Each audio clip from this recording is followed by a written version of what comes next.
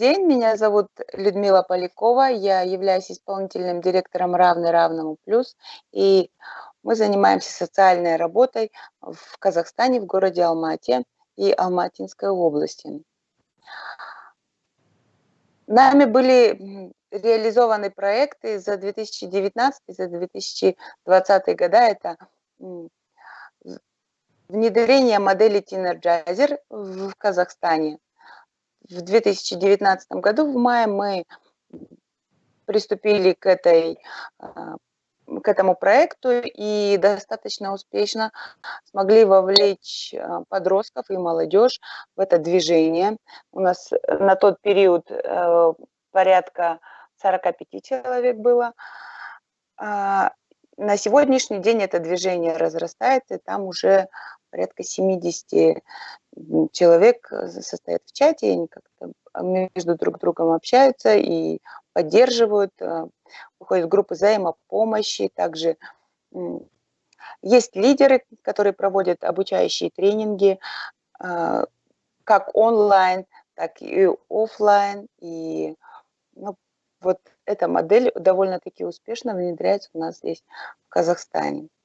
Также в 2019 году мы реализовали проект «Медики поколения Z». Этот проект направлен на профилактику ВИЧ, прежде всего, а также повышение толерантного отношения среди учащихся медиков, повышение толерантного отношения к людям, живущим с ВИЧ. То есть в одном из медицинских колледжей мы провели тренинги обучающие, где тренинги профилактические, в ходе которых тоже выявили лидеров. Было отобрано порядка 25 человек. И далее мы с этими отобранными участниками мы проводили на базе нашего молодежного ресурсного центра более углубленное, скажем так, посвящение в волонтерство и профилактику ВИЧ среди молодежи уже в медицинской среде. Также нами был реализован проект «Зимняя школа» для 25 детей, живущих с ВИЧ в городе Алмате и Алматинской области. Очень важно, у нас, согласно клиническому протоколу, положено детям, как и, наверное, во всей мировой тенденции, провести раскрытие статуса, то есть чтобы ребенок, подросток знал о том, что у него ВИЧ. И многие дети, подростки, участвовали в этой школе, вообще впервые видели других подростков, живущих с ВИЧ. То есть это в основном это Алматинская область, там, где ребята с отдаленных регионов. И они, когда вот эта встреча произошла, один мальчик в конце говорит: я вообще думал, что это я один такой, у меня у одного такого подростка ВИЧ, и не знал, как жить дальше. Оказывается, нас много, и с тех пор он очень тесно общается в чате, он активно себя проявляет по мере возможного. С того момента ребята стали достаточно сплоченнее именно по Алмате и Алматинской области. Следующим проектом, реализованным уже в 2020 году, это школа «Мама плюс». Это школа, направленная на женщин фертильного возраста с диагнозом ВИЧ-инфекция. Также это проводилось в Алмате и Алматинской области.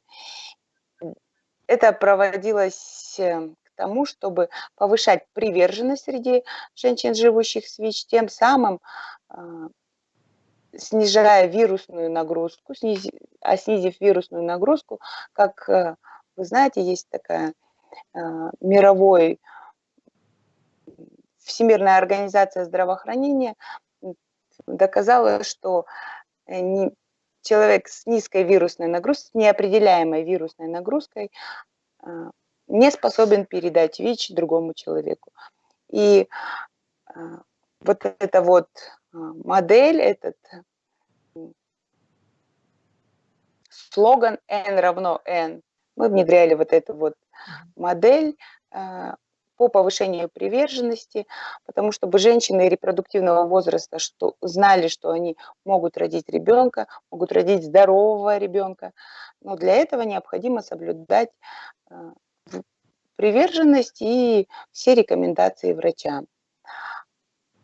Также одним из наших проектов это доступ к онлайн-обучению 30 подросткам, живущим в СВИЧ в Республике Казахстан, через предоставление планшетов. Когда началась пандемия и все мы перешли в онлайн-режим, так же, как и наши дети-подростки, также вынуждены были обучаться по своим гаджетам, в онлайн-режиме. Но, к сожалению, не все дети имеют доступ к собственному гаджету. У нас в Казахстане мы обратили внимание на 33 подростка, у которых тяжелое материальное положение в семье. Семья в трудной жизненной ситуации. Некоторые подростки там живут с бабушками, с дедушками, с тетями, и для них это весьма проблематично. И когда они учились в школе, им приходилось пользоваться чьим-то гаджетом, а если живет с бабушкой, то личного гаджета нет. И вот поэтому мы нашли спонсоров и обеспечили 33 подростка из порядка 14 регионов Казахстана. То есть в каждом регионе по 3-4 человека особо уязвимых групп мы обеспечили, ребят. Еще один такой был грандиозный проект.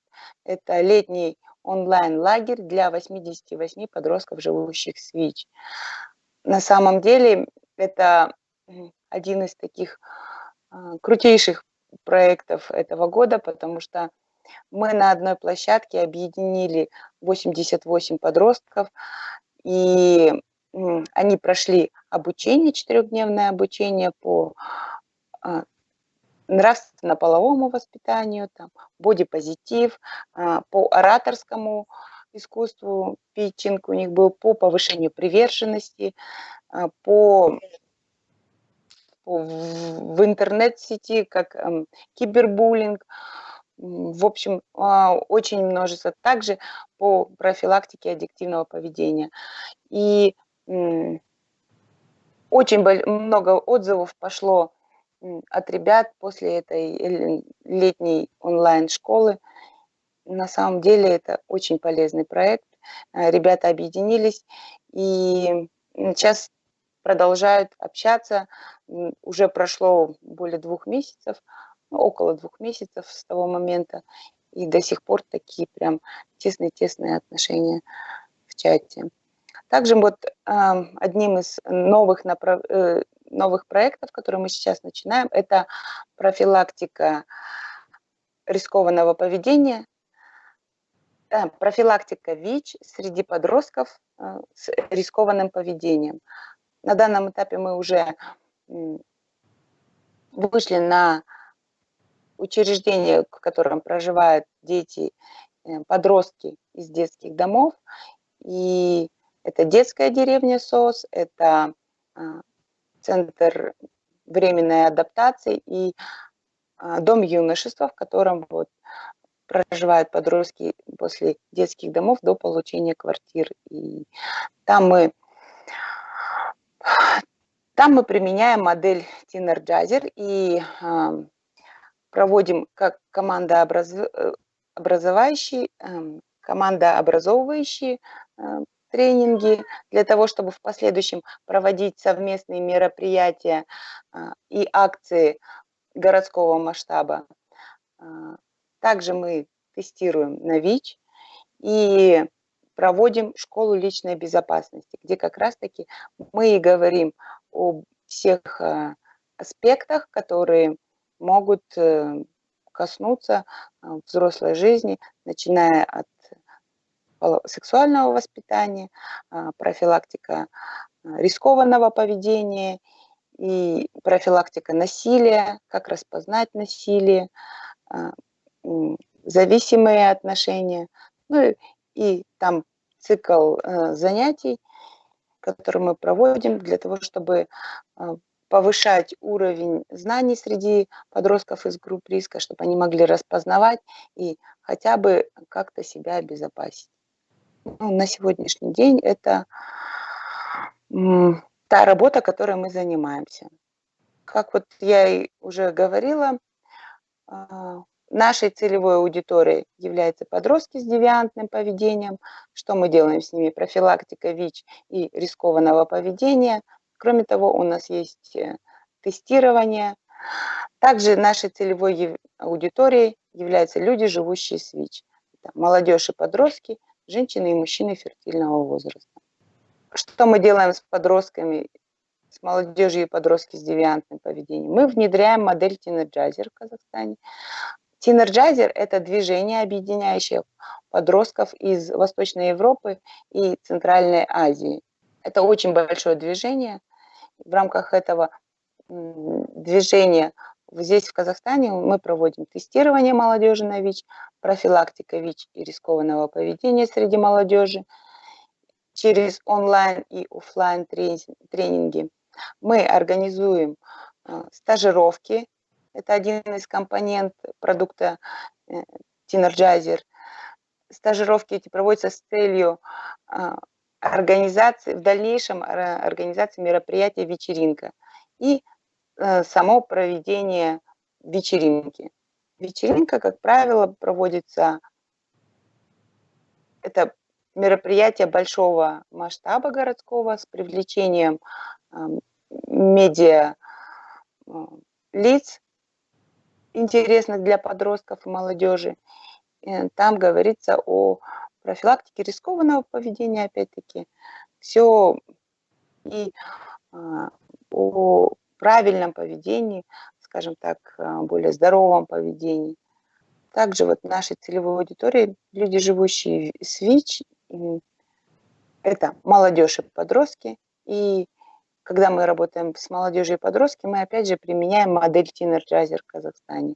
Что мы делаем с подростками и молодежью? Мы проводим группы взаимопомощи и поддержки, консультации равный равному, психологическую поддержку оказываем, профилактика рискованного поведения через онлайн и офлайн тренинги. Люди, живущие с ВИЧ, также являются одной из наших целевых аудиторий. Это женщины и мужчины фертильного возраста. Что мы делаем? Мы проводим индексное тестирование для партнеров, мы проводим группы взаимопомощи и поддержки, мы проводим семейное консультирование дискордантных пар, также консультирование родственников и близкого окружения людей, живущих с ВИЧ, по вопросу принятия диагноза, по вопросу стигмы, по вопросам повышения приверженности АРВТ, о необходимости принятия. Ну и у нас есть такой компонент, как медицинское и социальное сопровождение людей, живущих с ВИЧ. Следующим компонентом это медицинское и социальное сопровождение. Это если в медицинских и социальных учреждениях имеются какие-то сложности и проблемы, мы помогаем преодолевать их. Или иными словами, проходим вместе с нашей целевой аудиторией. Ну, у меня все. Спасибо за внимание.